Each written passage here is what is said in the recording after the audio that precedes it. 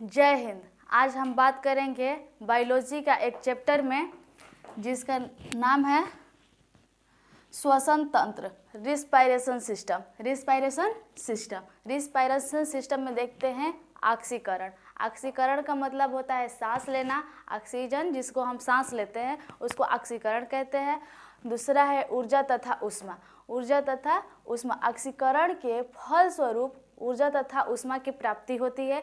अब ऊर्जा किससे प्राप्त होता है और ऊष्मा किससे प्राप्त होता है? ऊर्जा प्राप्त होता है जो हम सांस लेते हैं, उससे ऊर्जा प्राप्त होता है। और ऊष्मा जो हमारे शरीर में जो ब्लड है वो सप्लाई होता है पूरे अंग में, उससे हमें ऊष्मा की प्राप्त होती है। इतना ठीक है। अब देखते हैं उपपचयी। उपपचयी मतलब होता है कैटाबोलिक कहते हैं उपपचयी को। कैटाबोलिक मतलब होता है तोड़ देना और एनाबोलिक मतलब होता है जोड़ देना। ठीक है, अभिक्रिया है। ये जो उपपचयी है वो ऑक्सीकरण के एक अभिक्रिया है। इतना समझ लीजिए आप।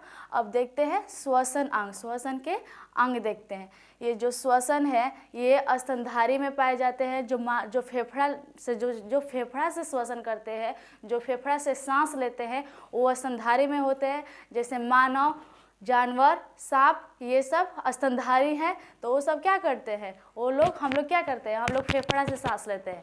हम लोग जब छोटे थे, जब छोटे क्लास में थे और पढ़ते थे तो हम लोग को अभी भी कुछ दिन पहले भी ऐसा लगता था कि हम मुंह से सांस ले रहे हैं, फिर नाक से सांस ले रहे हैं। एक्चुअली में हम मुंह और नाक से सांस नहीं लेते हैं, हम सांस लेते हैं फेफड़ा से सांस लेते हैं। मुंह और नाक जो है ये एक रास्ता है सांस लेने के लिए। अब देखिएगा कभी कभी सर्दी जुकाम होता है ना तो नाक जाम हो जाता है।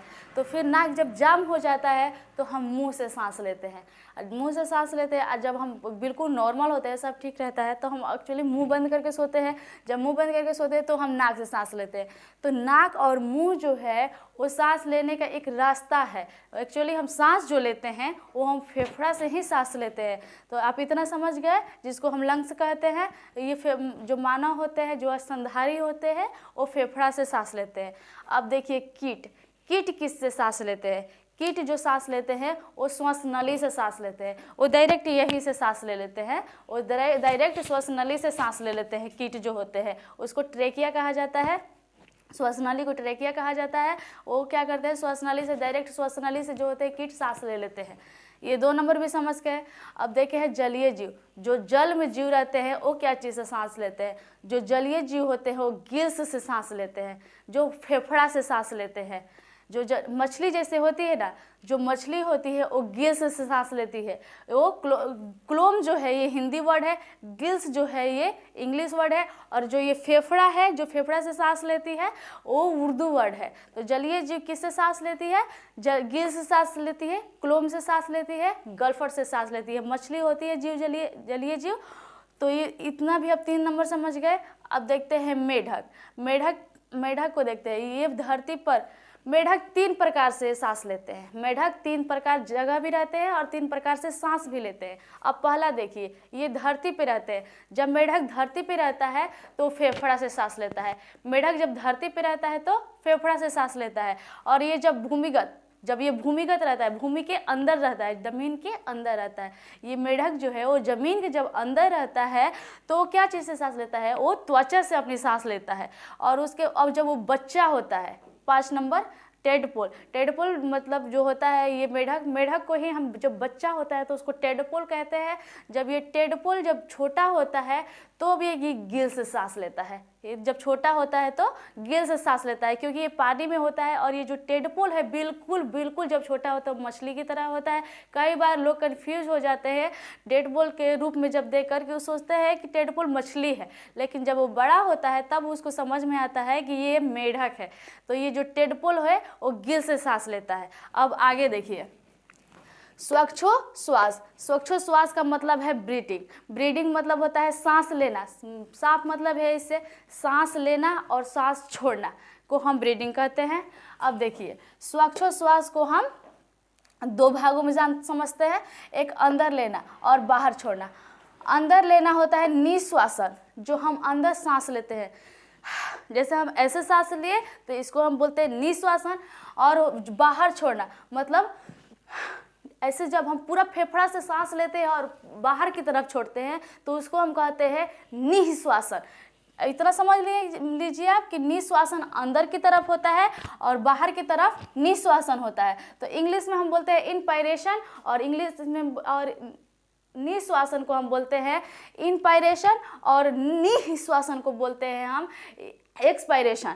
इतना आप समझ लीजिए। अब देखिए हम कितना परसेंट है जो सांस लेते हैं, हवा में कितना परसेंट कौन सा गैस है, हवा में कितना परसेंट कौन सा गैस है जो हम अपने अंदर सांस के रूप में उसको अंदर ग्रहण करते हैं। देखिए नाइट्रोजन 78% लेते हैं, छोड़ते कितना है 78% छोड़ देते हैं। कितना परसेंट छोड़ते हैं 78%, लेते जितना है उतना ही छोड़ देते हैं उधर। अब ऑक्सीजन जो है वो 21% लेते हैं, 21% लेते हैं, छोड़ते कितना है 17% छोड़ते हैं। कितना का फ़र्क हुआ 4% का फ़र्क हुआ। इतना आप समझ लीजिए कि 21% लेते हैं और 17% छोड़ देते हैं, पूरा 4 पॉइंट का फ़र्क है, 4% का फ़र्क है। और CO2 0.03% लेते हैं, मतलब ना के बराबर लेते हैं। CO2 ना के बराबर लेते हैं और छोड़ते कितना है 4% छोड़ते हैं। तो आप इतना जब ये होता है, जब आप ये समझिएगा कि जब O2 है जो ऑक्सीजन है, जब हम 21% लेते हैं और 17% छोड़ देते हैं तो यहाँ पर 4% का फ़र्क पड़ रहा है। तो यहाँ पे ये समझ लीजिएगा कि हम इस CO2 में छोड़ते कितना है, CO2 में 4% छोड़ते हैं। इतना कंप्लीट हो गया। अब आगे देखते हैं। अब हम बात करेंगे श्वसन मार्ग के बारे में। ठीक है, श्वसन मार्ग के बारे में बात करेंगे। वायु जिस मार्ग का अनुसरण करती है उसको हम श्वसन मार्ग कहते हैं। वायु जिस रास्ते से होकर गुजरती है उसको हम श्वसन मार्ग कहते हैं। अब देखते हैं श्वसन मार्ग का क्या किस चीज़ से कहाँ से होकर गुजरती है, इसका प्रोसेस क्या है ये देखते हैं। पहला है नसा छिद्र। नसा छिद्र मतलब ये जो दो नाक है यहाँ पे दो इसका छिद्र है, इसको हम बोलते हैं नसा छिद्र। उसका बाद है नसा कटाप। यहाँ पे जो हड्डी है इसको हम नसा कटाप बोलते हैं।